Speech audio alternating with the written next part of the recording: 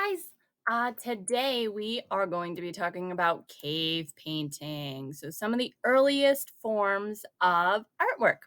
Our target is I can use wonder to explore how ancient painters made paint and use the paint I created to make a modern cave. So, we're going to be making our own paint. That doesn't mean go find your paints in the closet and add some water to it and paint. That means you're going to go outside and find things to make paint with. So, what will you make your paint out of? You can make it out of anything you find. Okay. And then create. You're going to create using the paint that you have made. You're going to make your own cave painting. And then you're going to reflect and explain the recipe for your paint and how well it worked. Did you know in the year 1940, four boys in France who were playing in a field with their dog found something very special? After their dog fell down a hole, the boys climbed in to find not only their pet safe and sound, but caves full of prehistoric art. It was later discovered that the paintings inside the caves were more than 15,000 years old. Whoa. These caves are called Lascaux caves. So I'm just going to give you a quick glimpse into some of the caves. We're not going to watch all of this. If you want to watch more, you can click on it yourself. Woolly mammoths, steppe bison, and other large mammals once roamed alongside people across Eurasia. Tens of thousands of years later, we may have a glimpse into this Ice Age world through the cave art left behind by early humans. Around 400 art-filled caves and shelters, predominantly located in France and Spain, have been discovered so far. Visual paintings. These works give us insight into the evolving minds of our prehistoric ancestors and the world in which they lived. So in your painting, I know we don't live in a place where we get to see many animals, but maybe you're drawing a picture of your pet to tell me something about you and where you live. Or maybe you're drawing some of the trees that might be outside your house or some of the animals you see at the park. Okay.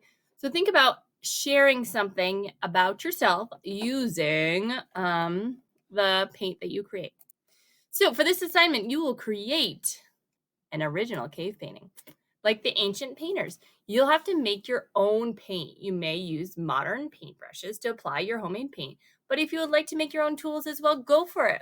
Please don't apply the paint like some ancient painters who chewed and spit the paint onto the wall. Yuck.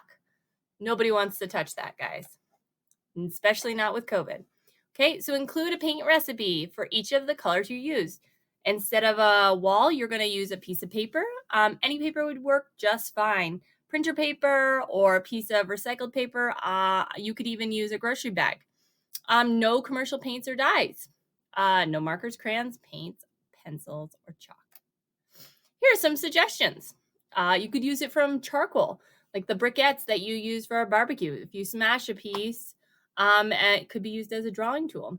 Or from your fireplace or from the barbecue, you can get a little bit of the charcoal or the ash or the what is left over in your fire pit and add a little water to it to make black paint. Berries make really great pigments, and so you can smash them up and add water and try and make paint. Food items like mustard or chocolate syrup may only be used as a third or fourth color after you've made at least two homemade colors. Go outside and look for things that might work. Hi guys, today we're going to read something called I Am a Story. There's lots of ways to share a story. You can share a story verbally, you can share a story through pictures, you can share a story through words, you can share a story through symbols, and there's lots of different languages you can share things in. So I want you to just think about how you share a story so that other people can understand. I am a story. I was told around a campfire. Then painted on cave walls.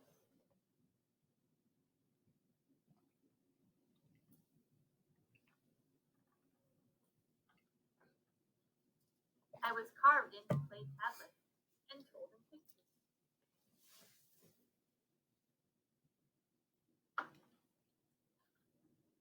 I was written on papyrus and printed with ink and woodblock.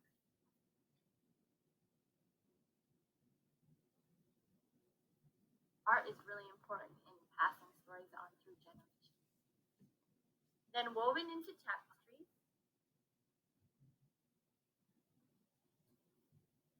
and copied into big books to illuminate minds.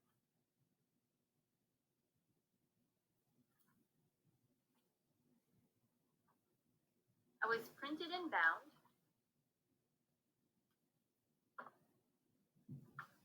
then acted out on stage.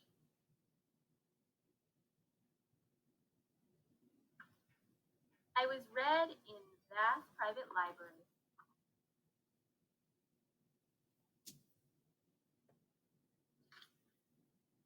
Then in public libraries, open to everyone.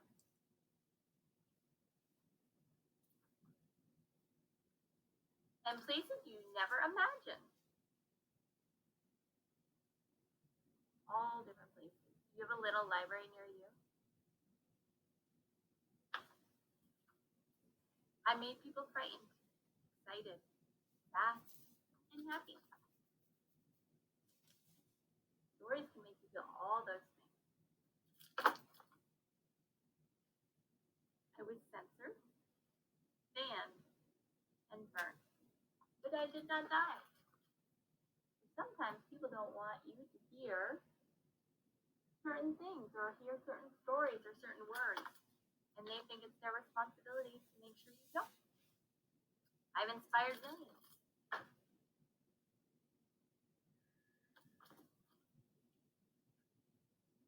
I can go with you anywhere. So now we are learning virtually, just like they're reading virtually. And your artwork can be shared virtually. And I'll still share a story. And will live forever. I am a story. Every work of art you create is a visual story. You are sharing information with the people who are looking at your artwork. We are going to be working on how to convey or show information in our artwork. And the important piece of that is being able to talk about it. We're going to continue on. You're going to be sharing a story using the paint you made, okay? Your story does not have to look like this. These are some of the symbols that we see over and over on the cave paintings. Those symbols don't necessarily make sense for living in Denver, okay?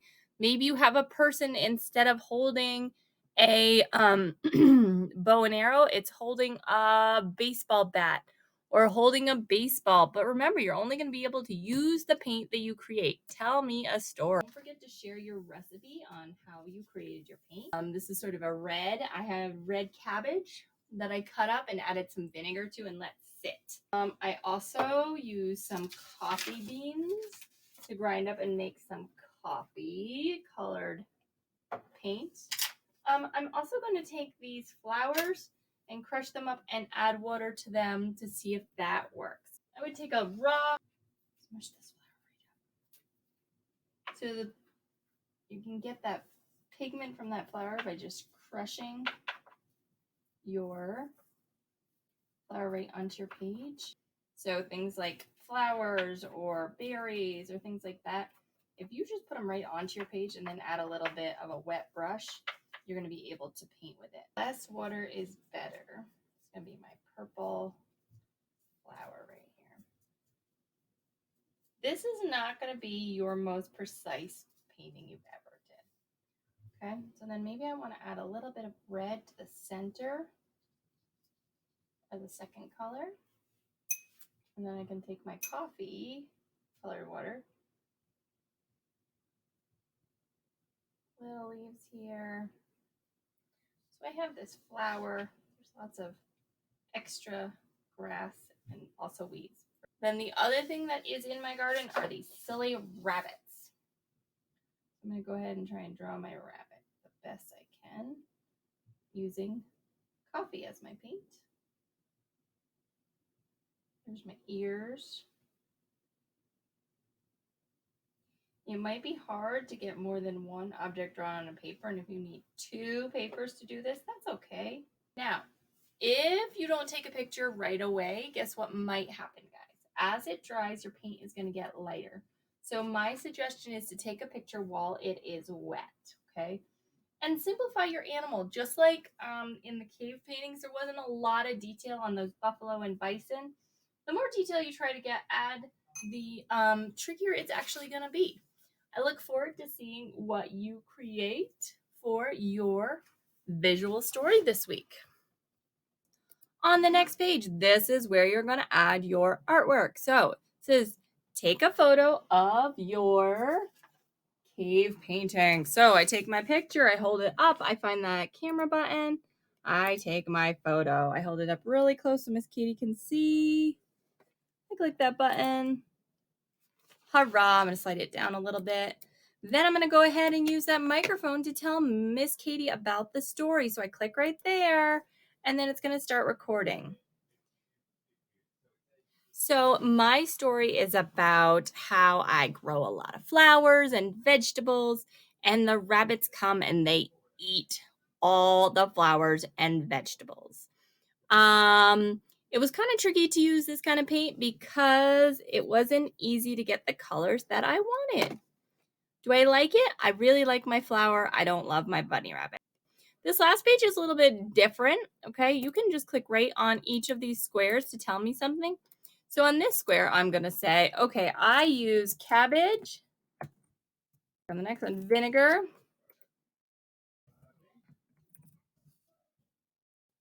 And it made a pink color. Then don't forget to click that check button. Otherwise, I don't get to see your artwork. I'm gonna click it. Voila, I am done.